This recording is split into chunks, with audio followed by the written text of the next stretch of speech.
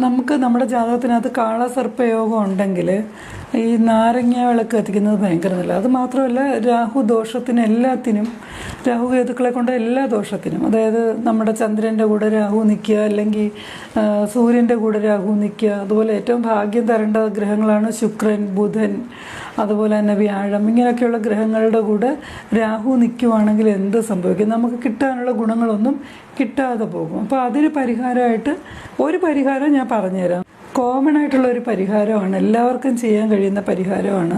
അത് നിങ്ങൾക്ക് അമ്പലത്തിൽ പോയിട്ട് ചെയ്യാനാണ് അമ്പലത്തിൽ പോയി ചെയ്യുന്നതാണ് ഏറ്റവും നല്ലത്. വീട്ടിൽ ചെയ്യണമെങ്കിൽ അത്രയും ശുദ്ധവും വൃത്തിയൊക്കെ ഉണ്ടെങ്കിൽ മാത്രമേ വീട്ടിൽ നമുക്കിതൊക്കെ ചെയ്യാൻ പറ്റുള്ളൂ.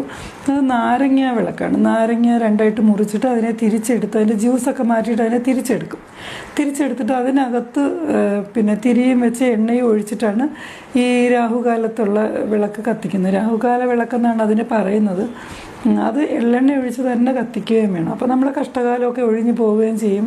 അതുപോലെ രാഹുദോഷം കൊണ്ടുണ്ടാകുന്ന ചില പ്രശ്നങ്ങൾ, തടസ്സങ്ങൾ ഒക്കെ മാറിക്കിട്ടാനായിട്ടും ഇത് നമുക്ക് ചെയ്യാവുന്നതാണ്.